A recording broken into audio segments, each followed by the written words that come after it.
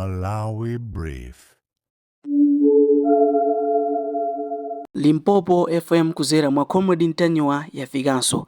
Iyeyu akulankhulapo pa zomwe Pastor Shumba alengeza kuti akufuna kusiya za activist.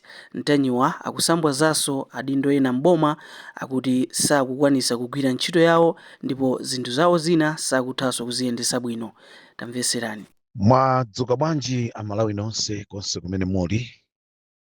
Ine ndine mwana wanu yomwe uja Comrade Ntanywa. Chigawo cha kum'mawa kuno ndikufuna ndingoyankhula zinthu ziwiri kapena zitatu zimene ndikufuna dziko mundimvese komanso omvera nonse ondikonda osandikonda ndikufuna mundimvese bwinobwino zimene ndikufuna kuyankhula. Choyambirira chigawo cha kum'mawa kuno ndinamvesera audio ya Pastor Shumba amene akunena kuti akukweza mkono za activist akuzisiya. Ndimafuna ndiyankhule chonchi posayang'ana posawerengera kunena kuti Ashumba akhala akundichita ataki mu zinthu zina ndikabweresa audio iwo ndikubwera ndikupanga zina zake zimenezozo ndikuzitenga ndikuzisiya uko komano ndifuna ndibwere ndi umunthu. Ndimafuna uthenga wanga upite kwa Pastor Shumba kunena kuti Pastor Shumba ntchito imene mmagwira munachita kuyitanidwa ndi Mulungu kunena kuti bwerani mwatumikira Amalawi, mwayankhulira Amalawi amene alipo amakhala ndi mawu koma samatha kuyankhula, amakhala ndi zoyankhula koma samatha kuyankhula. Nde Mulungu anakutengani inuyo pakati pa Amalawi aja ndi kuphatikizapo anthu ena kuti mukhale owayankhulira Amalawi. Ndikudziwa pamakhala zokhumudwisa zambiri m'moyo mwathu pamene tikugwira ntchito imene ija, zambiri zimakhala zathu osati zochokera kwa anthu, kaya ndi madata kaya ndi chani. So nthawi zina umapezeka kuti sunatuluse audio chifukwa cha kusowekedwa. Anthu ena zimenezo amadziwa komanso pala anthu ena samadziwa. Kumbukirani kunena kuti ntchito imene timagwira ndiyotumikira anthu osati munthu. Ineyo ndili ndi chikhulupiriro chonse kunena kuti chimene Mulungu anakulemberani kuti chikhale chanu Mulungu akupasani, koma nthawi ya Mulungu ndi nthawi imene anthufe sitimatha kuimvesa, imatha kukhala yotalika malingaso ndi zifukwa za Mulunguyo kunena kuti uyu ndikampasa pano nkutheka masiku awiri atatu akhoza kupeza kuti wamwalira. So Mulungu ali ndi nthawi yoyikika pa miyoyo yathu ya tsiku ndi tsiku. Ndi chifukwa chake nthawi zambiri timaona kuchedwa kuti tiyilandire chinthu, kuti tipeze chinthu chimene tikuchifuna, koma mwini wake Mulungu chifukwa chonoti amakhala ali ndi nthawi yake yoyikika. Nde mu nthawi yake ija ikafika Mulungu amatipasa chimene ife timachisowa.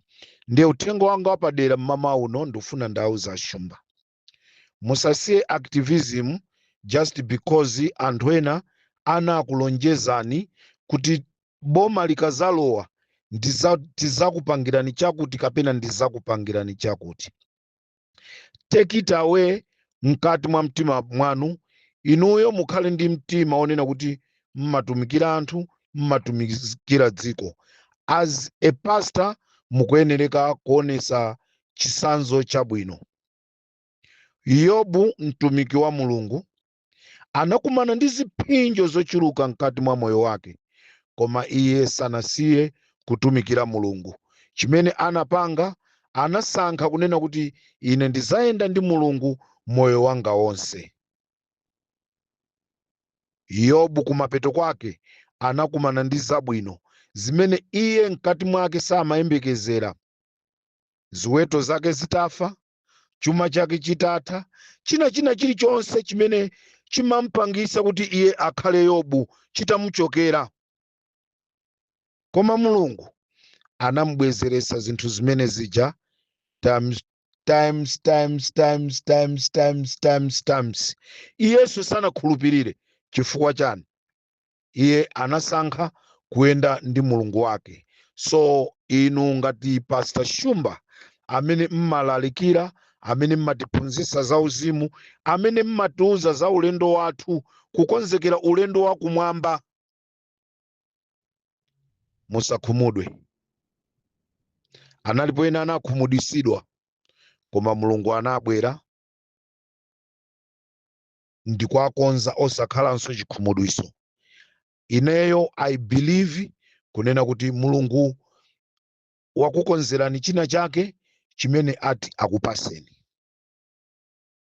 Unless nkutheka mwina mufuna mukagwire ntchito zina, mukatumikire ntchito zina zimene mwina zipangise kunena kuti musakhale ndi nthawi yoyankhula. Amalawi tichilandira.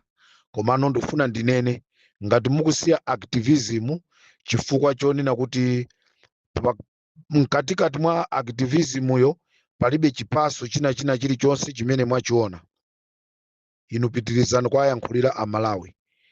As I said, nthawi ya Mulungu ndi nthawi yathu ndizosiyana. Uthenga wangu wachiwiri, uthengawu ndikufuna upite kuzipani zonse zimene zili mdziko lathu la Malawi. Ife ma activist timaoneka ngati timadana ndi munthu, komano timakhala tikukonza. Nde zikhalire inu azipani kukonda anthu amene aziyankhula zinthu zabwino koma zikuononga chipani chathu. Pamene zinthu zikuonongeka, pamafunika tikonze, pamafunika tiyankhule kuti anthu mukonze. Amalawi ndinu mboni, IMCP ndinu mboni, azipani zonse ndinu mboni kunena kuti chipani cha MCP ngati chinayamba kuvunda pang'ono ndi chifukwa cholekelera ndi kusekerera zoyipa za azisogoleri ena amene ali mchipani cha MCP. Pomangovomereza china chilichonse kukhala chabwino, kumapeto kwake zinapangisa zonena kuti chipani cha MCP chipite kunja kwa boma. Muzipani mukuyenereka musamale, simukuyenereka kuti muzikhala anthu 4, anthu 5, anthu 6 kaya munthu mmodzi amene azooneka wamphamvu kwambiri kuposa anzake. Chipani kuti chiwine chimatengera azisogoleri onse kukhala pamodzi ndi kupanga strategy kunena kuti kodi tingapange bwanji kuti tiwine. Samakhala munthu mmodzi. MCP inachoka mboma chifukwa aliyense amamudandaula Richard Chimwendo Banda. Koma chifukwa chonoti mtsogoleri wa dziko sanafune kuchita act kwa Richard Chimwendo Banda, lero as we are saying MCP likunja, Chimwendo Banda uja alikunja, a president aja alikunja, palibe sopano wina aliyense amene angabwere. Now we are in time of DPP imene anthu tinasala pang'ono kufa kuphedwa chifukwa chomenya nkhondo kuti tikufuna tisinthe. Kusintha kuja chipani cha DPP ndi chimene chatenga boma. Uthenga wanga upite kwa azisogoleri nonse aku DPP. Musazitengere chibwana kunena kuti we are in government. Amalawi amene ali pano ndalu kushapu amayang'ana patali kwambiri. Tikhoza kuwapangira zabwino koma ngati tikuchulusa katangale ndi zina zotero tizadabwa kuti amalawi akutisiya, koma mnyumba mwawo aliyense ali ndi matumba achimanga 100 koma ndikunena zonena kuti ife sitikuifuna DPP. Nde anthu azakhala akuzifunsa kuti aliyense ali ndi chimanga mnyumba mwake koma kuti sakuifuna DPP. Chifukwa chani? Chifukwa cha ena mwa azisogoleri amene akufuna kumazikundikira zinthu. Ndifuna ndikuwuzeni kunena kuti zize pano zizikhala za tonse. Kochepa kamene kalipo tatiyeni tonse tidzigawana. Tisazikundikire kuti zikhale zathu. Ndipempheso azisogoleri ku DPP. Musamapereke chansi kwa azipongozi anu kuti azikhala akutuma ma activist ena kuti azitukwana ma activist. Muzonongera mbiri. Ndakhumudwa kumva kunena kuti pali activist wina anatulusa audio yake ndikumatchula za Comrade Ntanyiwa. Unfortunately walandira 200,000 kuchoka kwa mpongozi wa nduna imene ndimayilangiza kuti ayankhule za ine. 200,000.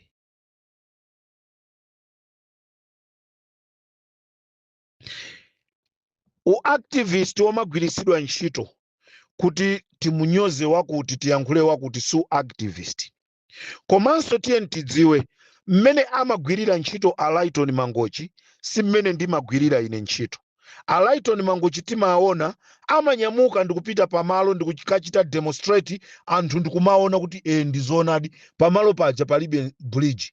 Achakwera amanama kunena kuti pali bridge koma taona Alaiton Mangochi wakafika kumalo kucha kulibe bridge. Malawi wina aliyense amaona kunena kuti Alaiton Mangochi is doing his job, akupanga mbali ina. Amatonesera zinthu zimene ena amanama nkumatonesera. So magwiridwe ntchito a Alaiton Mangochi sangafanane ndi magwiridwe ntchito aine.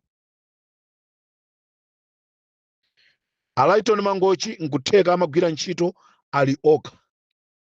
Pamene ineyo Comrade Ntanyiwa as a team ya Limpopo FM ndili ndi anthu, ndili ndi ma technician, ndili ndi anyamata a IT, ndili ndi anyamata a security, ndili ndi anyamata a research ochuluka. So information imene ndingayibwerese ine pa Limpopo FM simakhala information yonena kuti ndi ya fake. Chifukwa chonena kuti ndi timu ya anthu imene ili Limpopo. Chifukwa mwina anthu akhoza kumadabwa kunena kuti how come ife tili ku Malawi koma mwanayi akuti ali ku Namibia, koma he can manage to find the truth on the ground. Zilizona zenizeni. We do travel, timaononga ndrama, anyamata timapasa ndrama kuti aende akapeze ma information, transport chokudya kuti apita akapeze ma information. So the way mmene ndimagwirira ine ntchito, someone cannot come akanduze kuti ineyo ndikunama. Nde ena akunena kuti ndionese umboni wonena kuti malo amene ndi atchula kuti malowa nduna ina yagula 800 million malonda atchule. Chidule chake chimene ineyo ndingapange nchonena kuti nanga si malowo ndikwadziwa. Nde chifukwa chonena kuti anthu ena akufuna abise chilungamo, ine chimene ndipange ndauza anthu amene azungulira kumaloko kuti pitani muzikalima malo akuti akutiwo. Tione ngati sipabwera munthu kuathamangisa kunena kuti inu chokani malo asiyanu. Solution ya pafupi ndimeneyo, ndauza anthu you can go and occupy the space, tengani makaso anu mukayambe kusosa. Ndi pamene tizadziwe kunena kuti kodi mwini wake wa galu ndi ndani, menya galu kuti mwini wake adziwike. Tizangouza anthu apite pa malopo yambali kulima malo. Nde amene atabwere kumathamangisa anthuwa ndi amene taafunse kunena kuti mukuwathamangisa bwanji, malowa ndi andani? Ife tikuziwa zonoti malowa atu ainake ndi akuti. Sopano inu tikafuna kuyankhula tisaone ngati tili ndi nzeru zimene ena sangakhalenso ndi nzeru. Ine ndikhoza kungopempha anthu, tengani makasu mupite mzikalima pakuti mulimepo chimanga, tione ngati mwini wake wa maloyo sabwera. So ndifuna ndiyankhule izi, tiyeni azisogoleri kuzipaniko mukakhalanso pasi muzilangizana, musamaopane. I know kuti pali ma division muzipani, koma musamaopane, mukuyenereka kuuzana chilungamo, mukuyenereka kuyankhulana kunena kuti izi sizabwino, izi sizabwino, izi sizabwino. Aku DPP muzakhala okondwa 2030 mutazapezeka kunja kwa boma? Definitely the answer is no. Palibe amene akufuna kuchoka mboma. So ngati sitikufuna kuchoka mboma, the right way to run government is to steal the money for the people. The right way to run the government ndikusayang'anira welfare ya anthu ena amene tagwira nawo ntchito.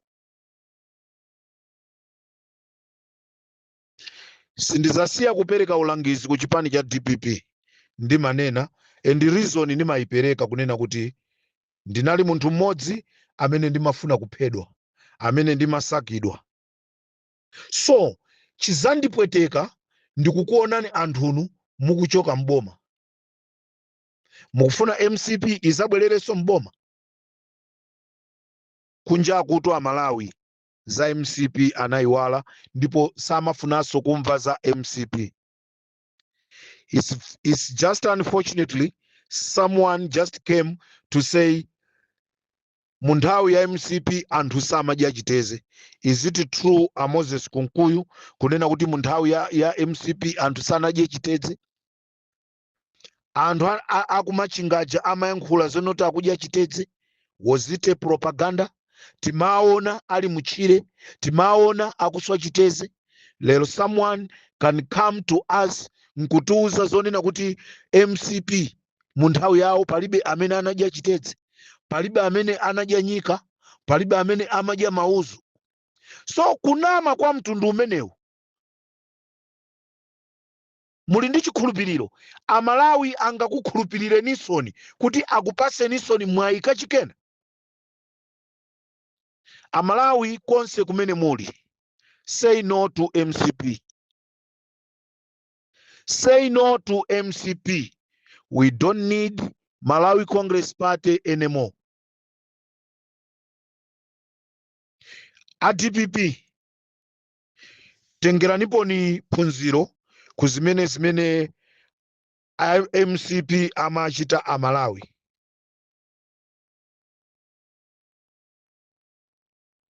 Zisaza kuchitikireni. Ndofuna ndipemphe azisogoleri nonse ku DPP. You need to sit down kuti muchite sort out mavuto amene alipo.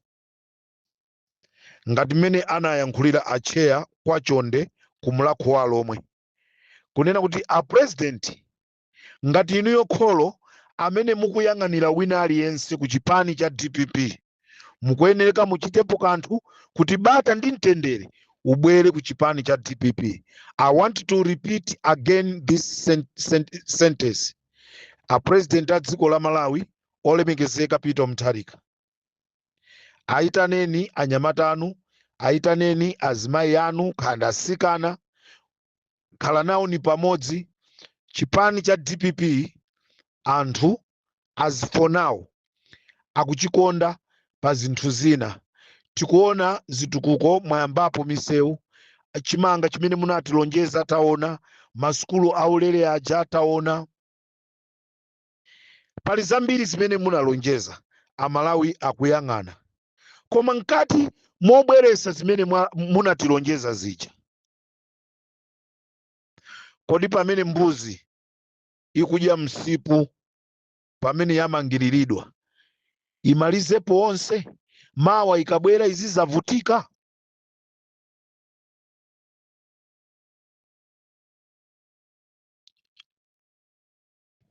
This is July, August, September. Tangusala ndi miezi iwiri kunena kuti mukwanise chaka.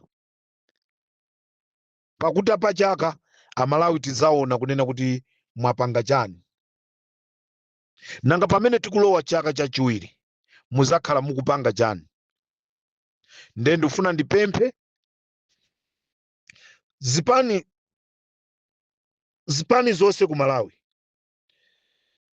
ngati mulola anthu azisokoneza, anthu azipanga zodana ndi amalawi muzipani mwanu, mukuzikumbira manda nokha.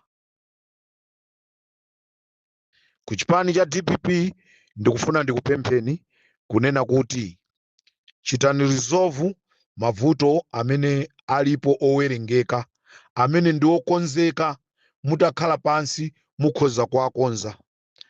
I understand kunena kuti ambiri tikufuna utsogoleri wa president come 2030. I don't have a problem. You can compete, koma tizipange in the right way. Osati tizimnamizira munthu kunena kuti uyu akupanga zakuti, uyu akupanga zakuti. No. Aliyense angokhala ndi strategy yake, koma osati yomunamizira munthu. Koma chimene tikumbukire, utsogoleri amasankha ndi Mulungu. Tikhoza kupanga matukutuku, tikhoza kupanga zambiri, utsogoleri amapanga matukutuku. Tizakhumudwa 2030 nkupezeka zonoti munthu amene akuzakhala president si munthu amene wina aliyense tinamuyembekezera, koma taononga nazo ndrama zathu. So we need to be careful pamene tikulimbana ndi utsogoleri wa president ku DPP. I'm repeating, musazakhumudwe mutaononga ma billions, ma millions kufuna kukhala president, koma zinthu zijazitakanika. Someone amene simamuyembekezera ndikupezeka zonoti ndi amene akukhala president.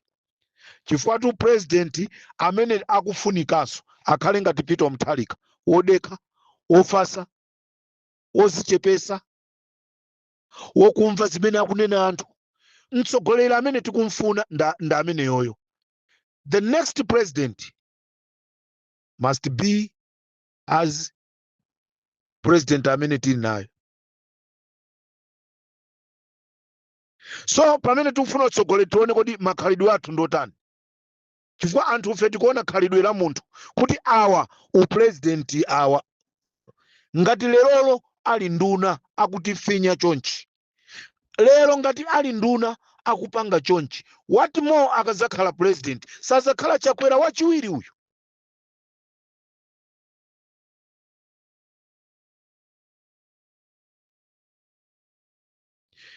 I want to repeat at DPP, konzani nyumba yanu, amalawi akukudalirani, amalawi ali ndi chikhulupiriro nanu.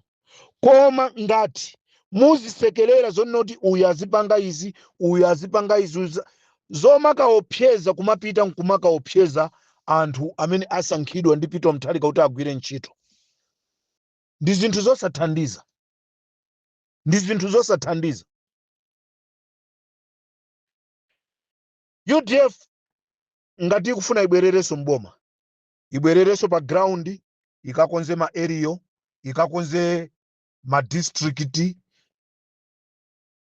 izabwereraso mboma. Without that, tizingokuwa. Strategy isinthidwe, kandi utsogoleri usinthidwe. This is the truth. Sitingangokhala kumangoyang'ana utsogoleri kumodzi kokhako, mmodzi ekayo. Tipereke mphamvu kwa anthu ena ngati tikufuna kunena kuti chipani chathu chipange. Because one, kodi tikapita kukalonga UDF iliko, tikapita kuchitipa UDF iliko, are we going to compete?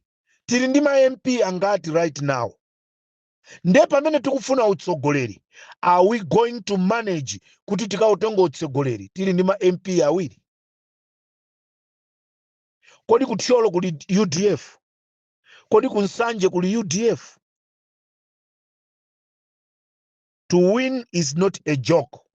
Then ndifuna ndikupemphe na UDF. You are in the race, mufuna mutabwera mboma, koma kuti mbwere mbomamo pali chinchito chachikulu, because ndazungulira mu dziko la Malawi ndikupeza kuti madera ochuluka kulibe UDF ngati mmene zinalili mu nthawi imeneyoyo. Madera mwambiri mupezeka DPP, MCP, UTM, PP. Afodi iliko kumpoto ndiyo khazikika monga kwawo kwa chipani. Afodi chigawo cha pakati a little bit, chigawo cha kumwera little bit. So ngati tikufuna tikuyenereka tikhazikise mabranchi, machani, zinthu zimene zikufunaso ndalama. To win is not a joke.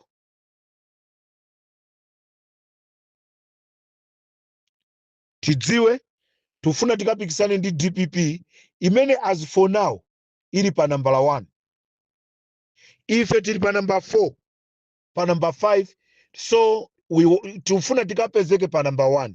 Are we going to jump other parties? A UTM wa tadumpha, a PP wa tadumpha. Tione zinthu zimene zozo ndi zimene zitipange kunena kuti chipani chathu we can go 2025 ndi kukachita compete. MCP tikuyika brackets because taiona inatipanga zimene inatipanga, so Amalawi we don't want to repeat it again. Zikhalire ndiwo kutuluka nkumakalowa mwina mzipani zina kapena kutesa chipani nkuyambisa china, zikhalire ndiwo komano Amalawi they don't need MCP. Apopo ndeti saname palibe Malawi amene akuifuna MCP. Ndokhawo MCP akuifuna MCP, koma Amalawi akumwera, Amalawi aku Eastern Region, Amalawi akudedza, Amalawi akudowa kunchisi akuti ayi anaziona sakuzifuna. Amalawi akumpoto akuti anaziona sakuzifuna. Kuli bwino aziyang'ana kutsogolo. Ngati zingavute pa DPP pa kuli bwino ati aone mbali ina koma osati kubwereraso mbuyo.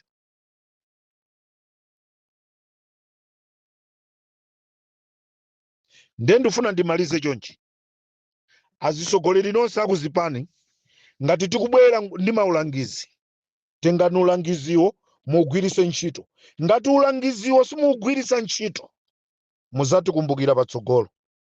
Kunali Richard Chimwendo Banda amene ali ndi mphamvu zochuluka. Where is he now? Anali ndi maproperty, lero ali kuti. Ndendifunanso ndipemphe azisogoleri ku DPP. Pondani ma-break. Ndinayankhula tsiku lina, bwererani ku maeriyo kwanu mukakumane ndi anthu anu mukawathokoze. Ma MP ena takhala tikuwaona kupita ku maeriyo kwawo, kumadera kwawo, constituency yawo kukathokoza anthu awo. Nanga ena anu akudandaulatu anthu kuti ife a MP yathu chiwinireni kunoko sakupezeka. Do you think 2030 muzabwereraso mboma ngakhale muli a DPP? Do you think muzabwereraso mboma ngakhale inuyo munayimira independent koma munawina UMP koma anthu simukupita kukaona? Munayima UMP pa MCP koma simukupita kukaona anthu anu. Do you think muzabwereraso pa MP? Munayima UMP ngati wa UDF koma simukupita kukaona anthu anu. Anthu sazasekerera zimenezo, anthu azanoti 10 tuone zina. Ndete tibwerere tikaone anthu athu amene akulira, tikakhale nawo pansi tikaone, ndipo mtima wozikonda azisogoleri. Tentu chose mwa ife mtsogoleri wabwino azikhala okonda kucheza ndi anthu. mtsogoleri wabwino azikhala ndi nthawi yomwe akacheza ndi anthu ake. Amene ndiye mtsogoleri wabwino. Anthu aja amadziwa zonena kuti munthuyu akamakhala amatiganizira, amatikumbukira. Koma mtsogoleri kumsankha osapitanso kukaona anthu ake.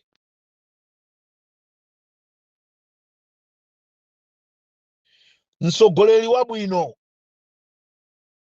nthawi yonoti muli nayo yabwino ija, pitani ku constituency kwanu, pitani m'mamizi, mukapeza muli odwala atengereni ku chipatala. Mtsogoleri wabwino ameneyo. Mawa anthu azakuvoterani. A MP anazabwera pano kwatenga achimwene kuapitisa ku chipatala. Osangokhala pa khomo panu.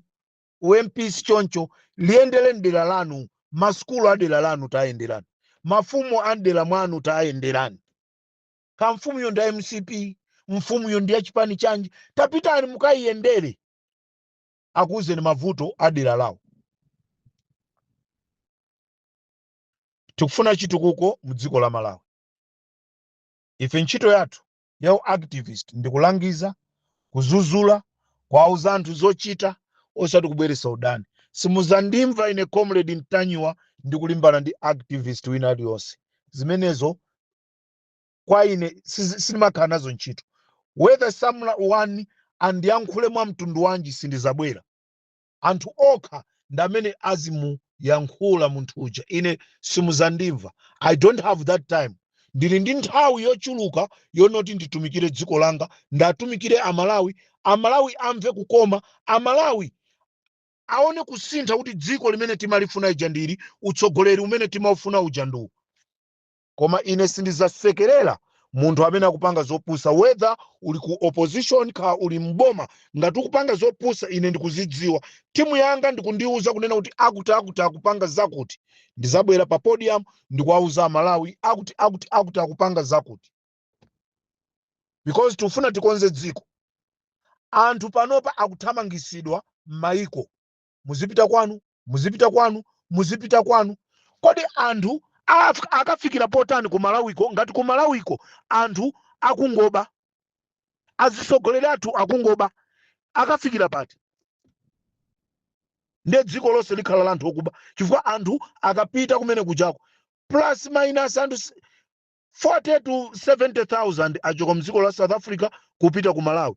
Anthu amene aja mufuna kuti munduze zonoti akafikira kukagwira ntchito mboma, akafikira kukagwira ntchito mwazi mwenye, aliyesa akukafika ukakhala pasi ku nyumba, akayambe plan B, ndiyamba business.